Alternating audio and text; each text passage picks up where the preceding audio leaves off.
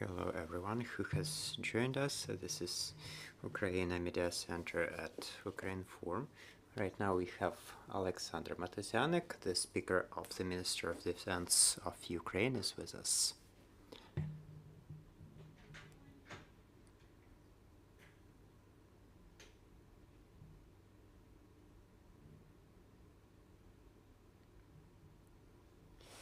Hello dear friends.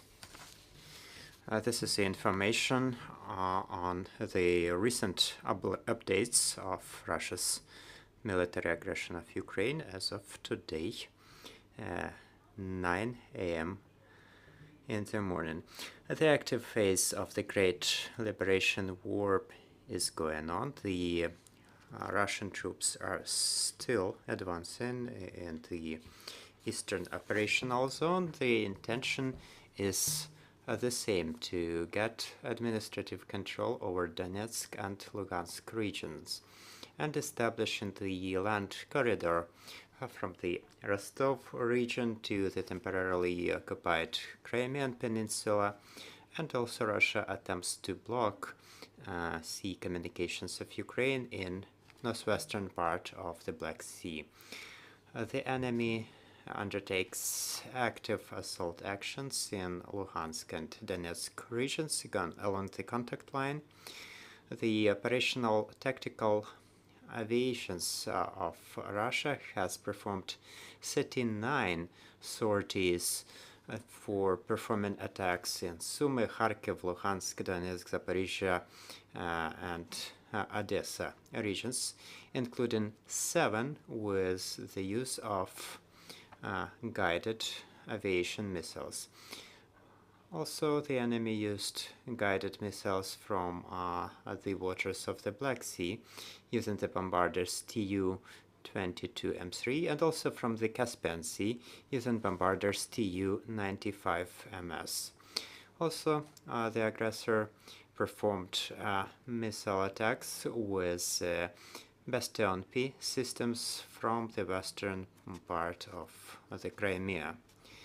Now a few words about the operational details of the most important areas. In the Donetsk area, the armed forces of Ukraine are fighting back against the enemy, trying to encircle our troops near Severodonetsk and Lysychansk, and also to block the main logistical pass. Near Liman, the Ukrainian military are fighting against the occupiers that are advancing in the area of Svyatogirsk, and there the enemy has the so-called Santsepok systems and also is doing some engineering reconnaissance, getting ready to cross the river. In the Severodonetsk area, the troops of the armed forces of Ukraine are also taking assault actions in order to accomplish its purpose and take control over Severodonetsk. Near Bakhmut, the Ukrainian troops are successfully fighting back near the communities of Kamyshovacha, Mykolaievka, Bilogorivka. The enemy is using assault and army aviation, but its goal is still unaccomplished.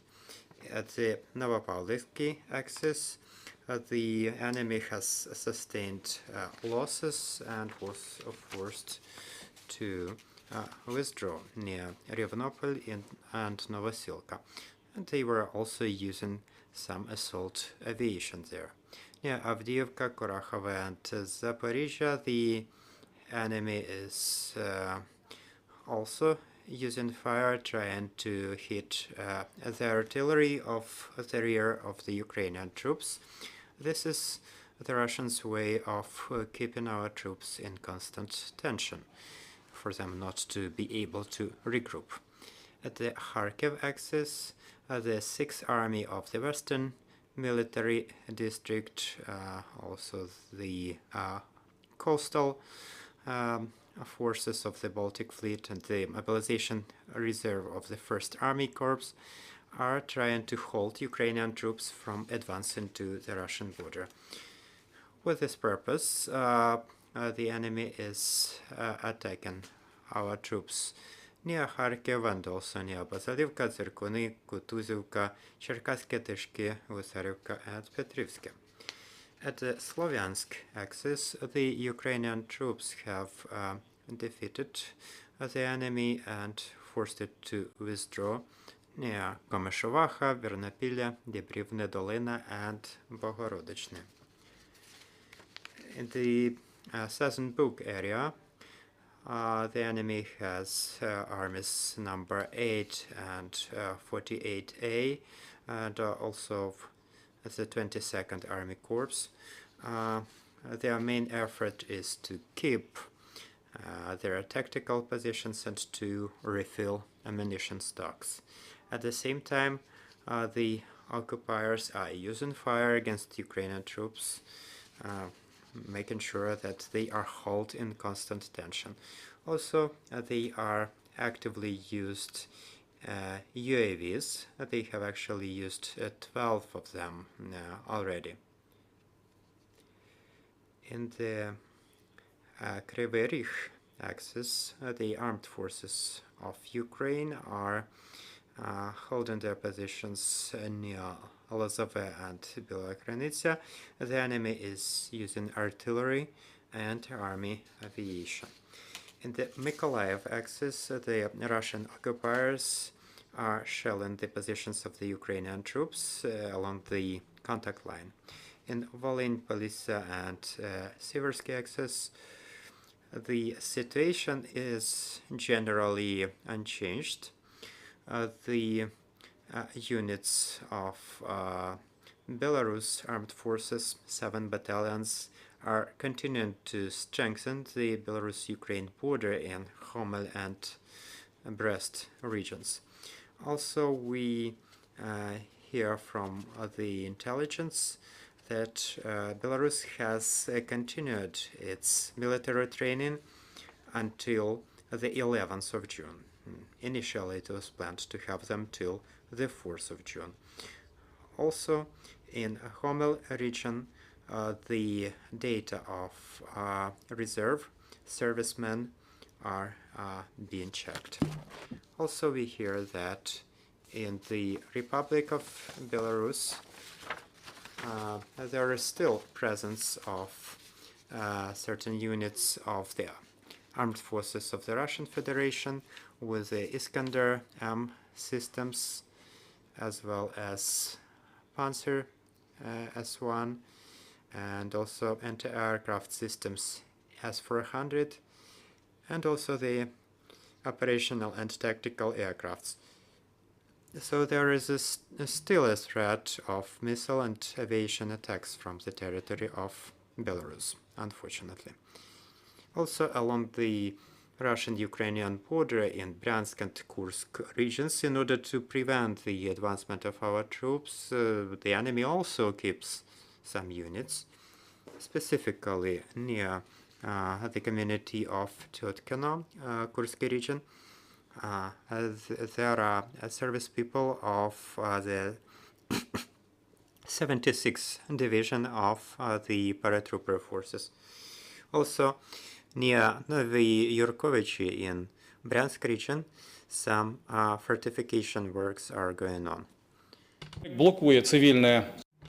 the Black and Azov Sea, the enemy is blocking civilian marine traffic and also keeps 5 warships with the possible total of 34 caliber missiles.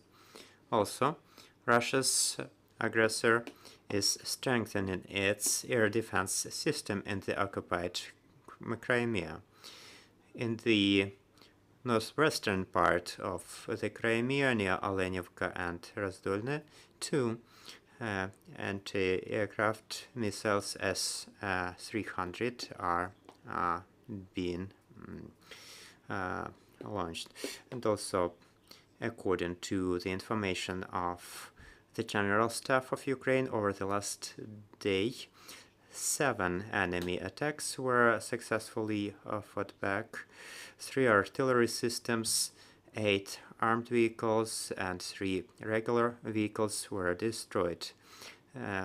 Also, the Ukrainian troops have downed a Russian helicopter and also a UAV. So you can see the total losses of the enemy on the screen. That's it from me. Glory to Ukraine. So, dear colleagues, do you have any questions? Ukrinform, 2 questions.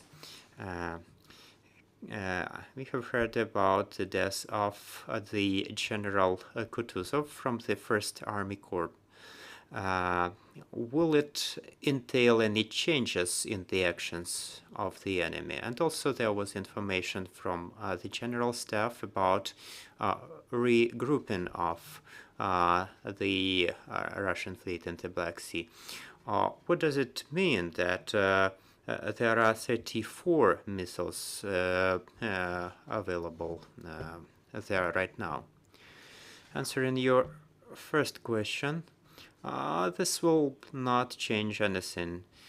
The Russian army is working in the barbarian way, no matter who is their leader. The Russian army is fighting in a very understandable way. In the direct attacks with the Ukrainian units, they have almost no chance. Yes, they have some specialized, well-trained units, but on average, the Russian infantry has no chance in direct contact with our troops. Therefore, their intention is to destroy all the artillery and every building, and only after that, heroically, their infantry is entering there. So it doesn't matter really for the Ukrainian army who is managing the troops. Also, if you remember, there were 1 warship first, 2 warships after that. Right now, 5. What can this mean? Well, for us, this means a threat of possible missile attacks from the waters of the Black Sea, and the entire territory of Ukraine is endangered. Also, the enemy is performing a rotation of its equipment. Sometimes it withdraws some ships and brings some back. I do not see any tactical, operational or strategical changes. Greek television.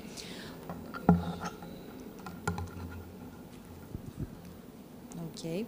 From Greek television, it is reported that there is a Russian-Turkish agreement offering a corridor to Ukrainian ships transferring grain from Odessa port. From the operational aspect, is it possible for Turkish forces demining the coast of Odessa, and is this demining easy? Thank you.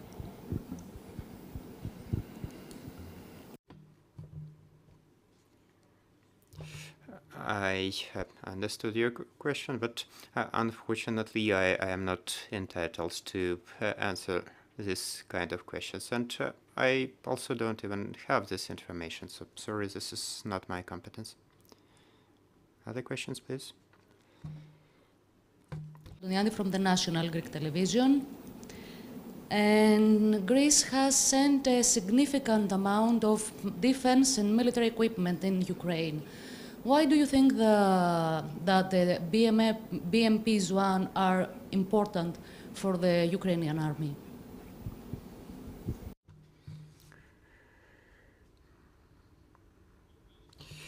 For the Ukrainian army, it is important to have all the military equipment that is being provided by the partner countries, including armored vehicles, artillery systems, even the consultations and advice provided by our ally countries. It's very important. Why BMP-1? Well, it's also important because our military know this equipment, it will take them no time to learn to use it. But the practice shows that even the most advanced and up-to-date equipment is learned by our military very quickly. Wherever it usually takes 2 weeks to train personnel, it takes just 1 week or 5 days for our military to learn the same. So they are very apt, especially the artillery guys. So when this equipment becomes available to the Ukrainian troops, it's even better than when used in other countries. That's my response. No other questions. Thank you, Oleksandr, for sharing the information. This was Oleksandr Motuzyanyk, the Speaker of the Ministry of Defense. Thank you. Glory to Ukraine. Please believe in the Ukrainian armed forces.